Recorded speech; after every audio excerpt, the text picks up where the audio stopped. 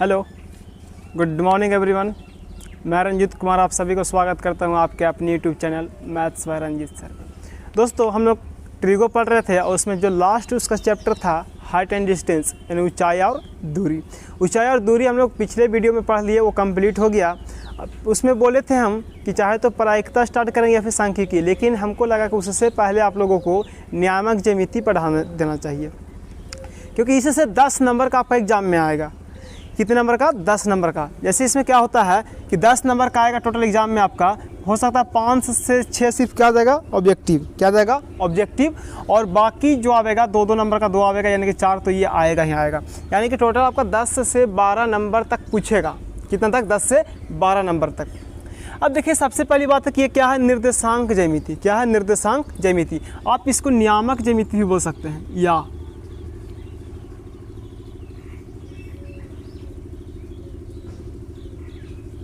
नियामक ज्यामिति। इसको इंग्लिश में बोलते हैं कोऑर्डिनेट ज्योमेट्री। क्या बोलते हैं? Coordinate geometry. अब देखिए, हम लोग यहाँ से थ्योरीज का स्टार्ट कर रहे हैं।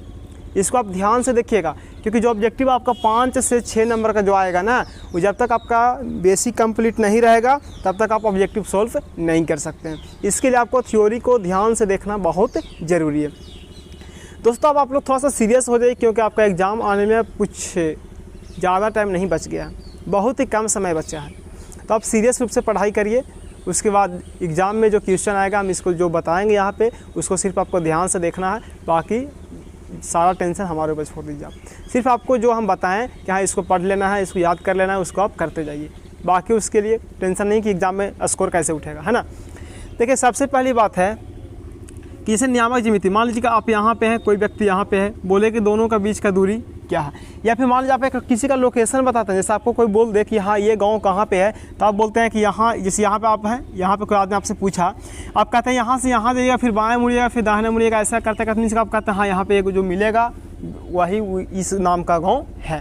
तो इसके लिए आपको नियामक ज्यामिति का नॉलेज होना चाहिए। जैसे यहाँ से कितना दूरी आप कैसे निकालिएगा, उसके लिए आपका नियामक ज्यामिति का नॉलेज होना बहुत ज़रूरी है। अब देखिए आगे क्या है। सबसे पहले हम लोग पढ़ेंगे चतुर्थांश। क्या पढ़ेंगे? चतुर्थांश।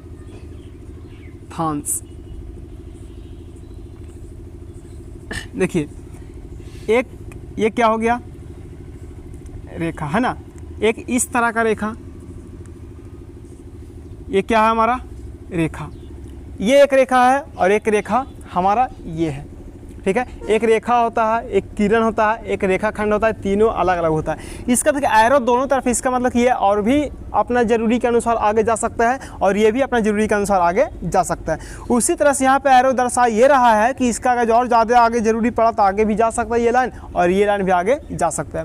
देखिए, इसको हम लोग क्या बोलते हैं? चतुर्थांश। अभी चतुर्थांश हुआ नहीं है, अभी देखिए इसमें दर्शाएंगे। इसे 1 हो गया, 2 हो गया, 3 हो गया, 4, 5। उसी तरह से यहाँ पे 1, 2, 3, 4, 5। ये क्या हो गया? -1, -2, -3, -4। इसको हम लोग एक्स अक्ष बोलते हैं। क्या बोलते हैं? एक्स अक्ष। और इसको हम लोग क्या बोलते हैं? वाई अक्ष। एक होता है एक्स अक्ष और एक होता है वाई अक्ष। ये दोनों एक दूसरे को क्या करते हैं? काटते हैं, मीन्स की विभाजित करते हैं। अब देखिए, एक्स अक्ष भी 2 पार्ट्स में होता है। यहाँ इधर में प्लस, यानी कि एक्स अक्ष धनात्मक, और इधर में क्या होता है? बाएं तरफ एक्स अक्ष ऋणात्मक। दाहिने तरफ जाएंगे तो प्लस और बाएं तरफ आएंगे तो माइनस। यहाँ पे जो बिंदु दूसरे एक रेखा दूसरी रेखा को काटा, उसी को हम लोग बोलते हैं क्या? मूल बिंदु। क्या बोलते हैं? मूल बिंदु या मूल केंद्र भी आप बोल सकते हैं। मूल बिंदु या फिर मूल केंद्र भी बोल सकते हैं। इधर में क्या हो जाएगा? -1, -2, -3, -4। देखिए, यहाँ पे हम क्या लिए हैं? 1, 2, 3, 4, 5 तक। यहाँ कहाँ तक है? 4 तक। आपको जिस तरह से ज़रूरी है आप उस तरह से इसमें ले सकते हैं। जैसे देखिए, यहाँ पे हम 5 तक लिए हैं, यहाँ तक आप 4 तक भी लेंगे तो कोई दिक्कत इसमें कुछ नहीं होगा, ठीक है ना। और देखिए, यहाँ पे हम 1 से स्टार्टिंग किए हैं। आप चाहें तो 2, 4, 6, 8, 10 ऐसा भी कर सकते हैं। लेकिन दोनों में ये बीच का जो अंतर 1 का यहाँ भी है, यहाँ भी 1 का, यहाँ भी 1 का, यहाँ भी 1 का, यानी कि बीच का जो अंतर है वो आपका क्या होना चाहिए? सेम होना चाहिए, बराबर होना चाहिए। अब देखिए, ये x है, इसको हम लोग -x या फिर x डैश बोल सकते हैं। -x या फिर x डैश बोल सकते हैं। ये हमारा क्या है जी? y डैश, या फिर इसको -y बोलते हैं। क्या बोलते हैं? -y। ये +y, -y, ये +x और ये -x।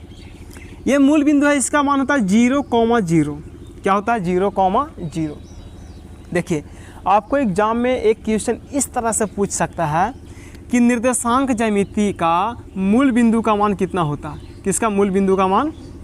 मूल बिंदु का मान क्या होगा?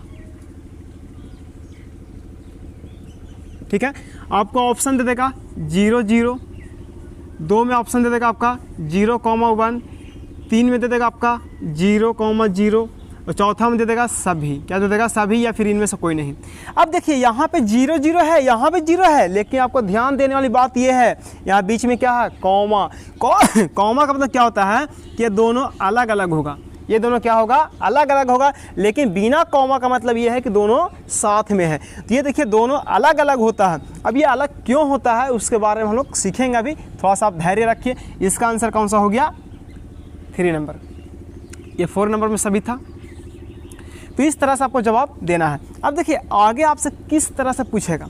सबसे पहली बात है ये 0 है, ये क्या है? ये भी 0 है। ठीक है, या फिर आपसे ऐसा पूछ दे ये 4 है, ये क्या है? 3 है। 4 है और 3 है। इसको हम, ये x का मान होता है और ये किसका मान होता है? y का। ये x का मान होता है, ये किसका होता है? y का मान होता है। इसको x के मान को हिंदी में हम लोग बोलते हैं भुज।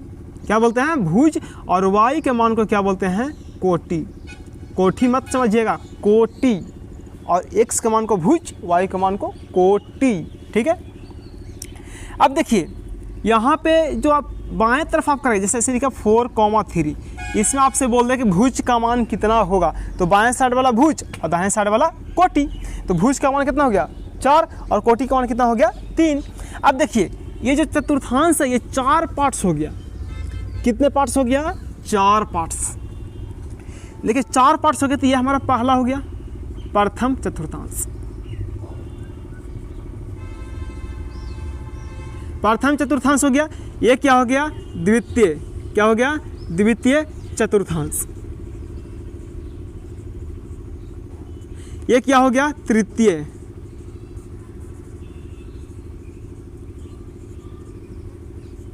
और ये हमारा क्या हो गया? चतुर्थ। क्या हो गया? चतुर्थ। चतुर्थ चतुर्थांश। अब देखिए प्रथम है, द्वितीय है, तृतीय है और चतुर्थ है। ये चारों को पहचान करने के लिए कुछ इसमें होना भी तो चाहिए। देखिए क्या रहेगा? प्रथम चतुर्थांश का दोनों चीज प्लस में होता है, यानी x भी प्लस में रहेगा और y भी प्लस में रहेगा। द्वितीय में क्या होता है कि यहाँ पे पहला माइनस, यानी x का मान माइनस और y का मान क्या हो जाएगा? प्लस होगा। उसका तृतीय में क्या होता है कि x भी माइनस और y भी माइनस। और चतुर्थ में क्या होता है? पहले प्लस उसके बाद माइनस। आपको कन्फ्यूजन यही दोनों में होगा, क्योंकि ये तो दोनों प्लस है, ये दोनों माइनस है, लेकिन चतुर्थ में पहले प्लस होगा और द्वितीय में पहले माइनस होगा। ये आपको क्या करना है? याद रखना है। अब देखिए आपसे सवाल कैसा कैसा पूछा जाएगा उसके बारे में हम बताते हैं। जैसे आपको कोई बोल दे कि 4,-3, क्या बोलेगा? 4,-3 किस चतुर्थांश में स्थित होगा, मीन्स कि किस चतुर्थांश में जाकर ये बैठेगा, है ना। तो सबसे पहले हम लोग को चिह्न की ओर ध्यान देना है। किसकी ओर? चिह्न की ओर ध्यान देना है। चिह्न की ओर ध्यान ये देना है कि इसमें क्या है, कुछ है तो प्लस छिपा हुआ है, यहाँ पे क्या है? माइनस। यहाँ पे पहले प्लस उसके बाद क्या? प्लस है, ये नहीं होगा। पहले माइनस, यहाँ क्या है? पहले प्लस है, ये भी नहीं होगा। कौन सा मिला? ये प्लस और ये क्या है? माइनस। तो ये कहाँ बैठेगा जाकर? चतुर्थ वाले में जाएगा। आपसे 1 नंबर में पूछ देगा कि +4,-3 किस चतुर्थांश में स्थापित होगा, तो किस में होगा? चतुर्थ में होगा। आपका 1 नंबर मिल गया। इस तरह से आपको क्वेश्चन इसमें पूछा जाएगा। अभी और भी बेसिक चीज़ है, बताते हैं आपको। देखिए आखिर क्यों ये चतुर्थ में जाएगा। ठीक है, चीज़ हम देख लिए, लेकिन आपको कोई ऐसा पूछे कि आप हमको बैठा के दिखाओ कहाँ पे बैठेगा। जैसे यहाँ पे देखिए ये x का मान होता है बाएं तरफ और ये क्या होता है? y का मान। भुज कितना हो गया? 4 और कोटि कितना हो गया? -3। भुज कितना हो गया? 4, कोटि कितना हो गया? -3। आपसे पूछे भुज कितना? 4, कोटि कितना? 3। अब देखिए ये किस तरह से बैठेगा। सबसे पहली बात है x का मान कितना है? 4।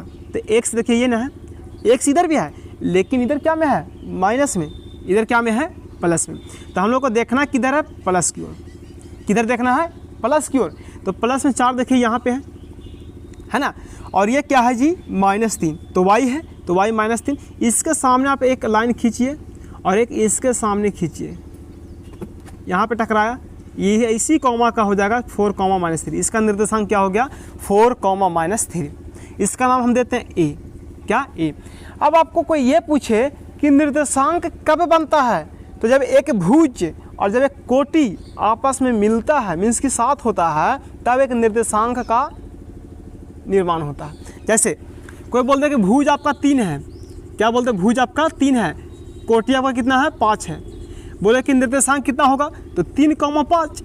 अगर जो ये सही हो गया, लेकिन कोई अगर जो 5, 3 लिखता है, ये क्या है, गलत है, क्योंकि पहले भुज लिखाता है, उसके बाद क्या लिखाता है, कोटि लिखाता है। ये बात आपको समझ में आ गया होगा। आप पहले इतना थोड़ा सा नोट्स करना है तो नोट्स करिए, इतना समझिए, उसके बाद आगे हम लोग चलते हैं, है ना।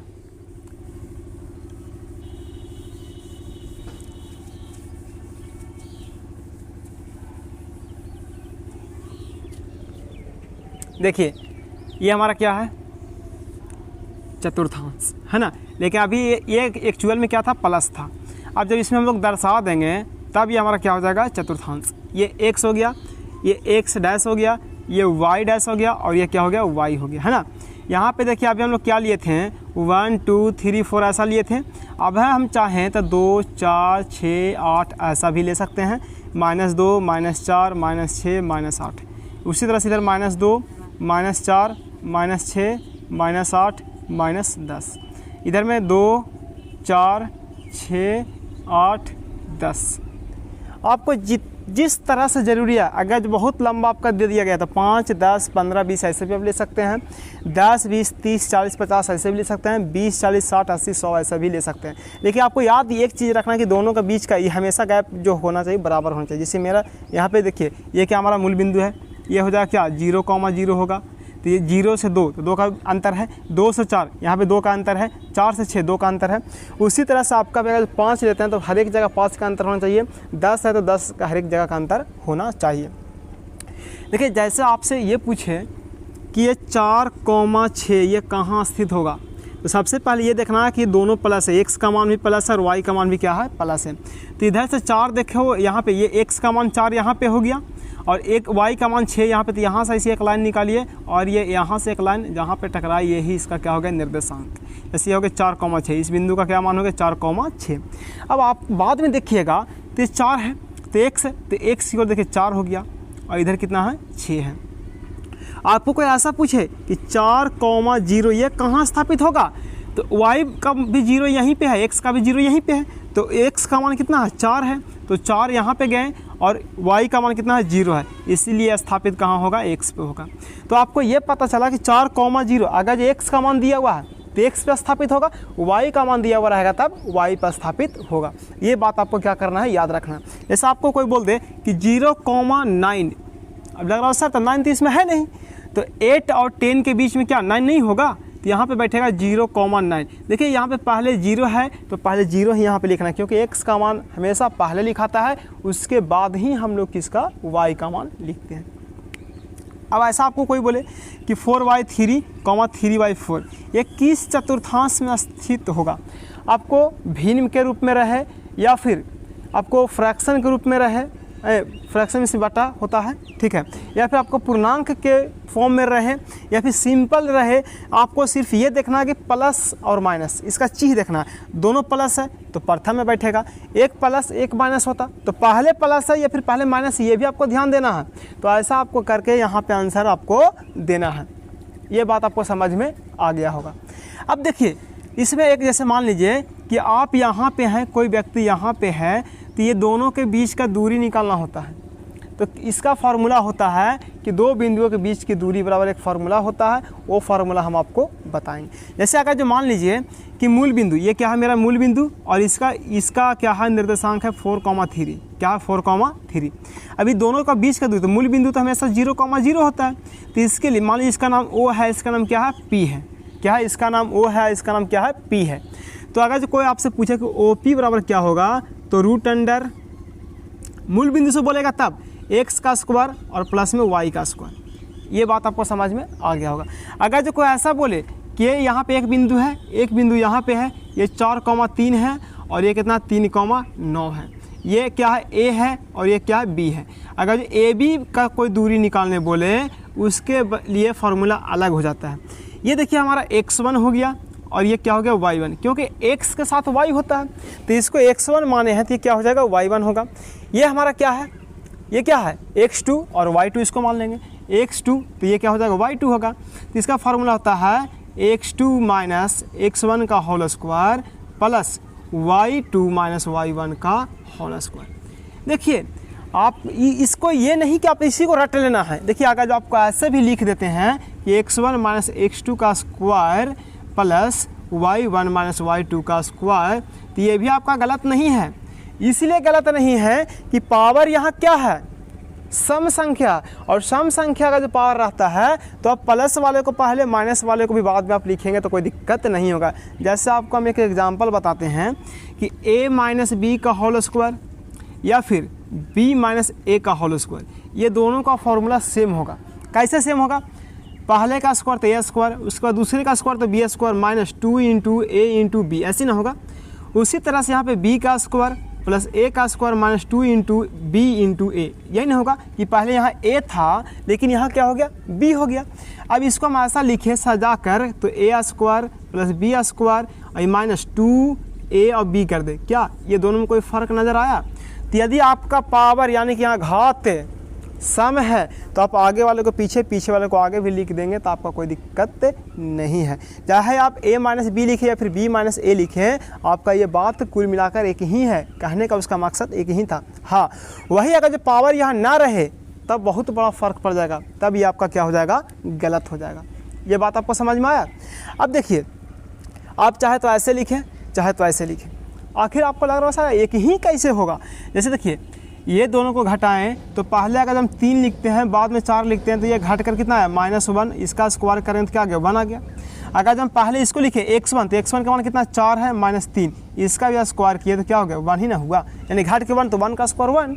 इसलिए पावर अगर सम संख्या तो प्लस वाले को पहले और या तो फिर माइनस वाले को पहले लिखे, उसमें कोई कन्फ्यूजन आपको नहीं होना चाहिए, ठीक है ना। जैसे एक और आपको एग्जाम्पल देते हैं, आप ऐसा याद किए होंगे कि a प्लस बी का होल स्क्वायर, तो ये आप बोल देते हैं फटाक से, लेकिन आपको कोई बोले कि माइनस a माइनस बी का होल स्क्वायर, तब आप सोचते होंगे कि आखिर इसका फॉर्मूला क्या होगा। ये भी आपको फॉर्मूला बताएंगे, टेंशन लेने की बात नहीं है। इसका जो फॉर्मूला था वही फॉर्मूला सेम इसका भी होता है, लेकिन अब यहाँ पे बात ये आता है कि आखिर ये तो प्लस में दोनों ही, ये दोनों माइनस में है, तो आखिर फॉर्मूला सेम कैसे होगा, है ना। आपको ऐसा मन में प्रश्न उठ रहा होगा ये तो प्लस में है दोनों, ये क्या में है, दोनों माइनस में है, तो आखिर ऐसा संभव कैसे है ना। तो ये देखिए ये फार्मूला आपका है, इस पे अभी तत्काल जो हमारा लेसन स्टार्ट होगा वो इस पे चलेगा हम लोगों का। इसके बाद जब अगला लेसन स्टार्ट होगा तो उसमें हम लोग का और भी फार्मूला है, और भी आपको फार्मूला बताया जाएगा, जिसकी लेसन वाइज लेसन आपको फार्मूला बताया जाएगा और लेसन वाइज लेसन आपको हिसाब भी उसी के आधार पर बताते हम लोग चले जाएंगे, है ना। तो इतना ही इसको देखिए, एक बार इसको क्या करिए कि लिख लीजिए। अगर मूल बिंदु से दूरी बोलेगा तो ये, जब 2 बिंदु के बीच की दूरी, क्या 2 बिंदु के बीच की दूरी बोलेगा तब ये फार्मूला आपको लगाना है। अगर आप ये भी लगा देते हैं तो सही है, ये भी लगाते हैं फिर भी क्या है आपका सही है। ये नहीं कि आपको कोई बोल दे कि यहाँ x2 पहले यहाँ x1 पहले कैसे हो गया, ऐसा कोई आपको बोल सकता है, तो घबराने की बात नहीं है। देखिए आपको यहाँ पे हम समझाएं कि चाहे तो ऐसे लिखे चाहे तो ऐसे लिखे, ये दोनों का रिजल्ट सेम आया कि नहीं आया, आखिर दोनों का रिजल्ट सेम ही आया। अगर कोई हमसे पूछे कि a माइनस बी का होल स्क्वायर तो हम बोलेंगे a square plus b square minus 2ab। अगर जिसका भी बोल दे कि a square plus b square minus 2ab, क्या गलत होगा, नहीं सही है, क्योंकि देखिए पहले b है तो प्लस में है तो आगे पीछे हम लोग लिख सकते हैं। ये बात आपको समझ में आ गया होगा। तो ऐसा करते हैं कि आज यहीं तक हम लोग रहने देते हैं। कल हम लोग क्या करेंगे कि आखिर ये जो फॉर्मूला आया ये इतना कैसे आया, इसको हम प्रूफ करके बताएंगे कि आखिर ऐसा कैसे हो सकता है। ये 2 बिंदु के जो बीच की दूरी है ये आपको प्रूफ करके दिखलाएंगे अगले क्लास में कि हम लोग किस तरह से ये फार्मूला हम लोग को आया है और इसका कहाँ पे इस्तेमाल होगा। अभी सिर्फ बेसिक चीज़ आपको बताए थे जिसमें आपको 5-6 नंबर मिल जाएगा, लेकिन हाँ मिलेगा उसी को जो इसको पूरा याद रखेगा, ठीक है ना। अगर आपको कोई बोले कि एक बिंदु x अक्ष पर, तो x अक्ष पर कहने का मतलब कि x का मान तो दिया हुआ लेकिन y का मान दिया हुआ नहीं है। जैसे आपको हम यहाँ पे बताए ना कि अगर जो x का मान दिया हुआ है y का मान 0 तो कहाँ बैठेगा x अक्ष पे, और अगर जो y का मान दिया हुआ रहे, y का मान दिया हुआ रहे x का मान ना दिया हुआ रहे, तब ये कहाँ बैठेगा y अक्ष पे बैठेगा। तो दोस्तों आज हम लोग यहीं तक रहने देते हैं, बाकी हम लोग अगले क्लास में देखेंगे, है ना। तो ये जो नए इस चैनल पे हैं इस चैनल को सब्सक्राइब कर लें और अपने दोस्तों के पास शेयर करना न भूलें। Thank you, best of luck.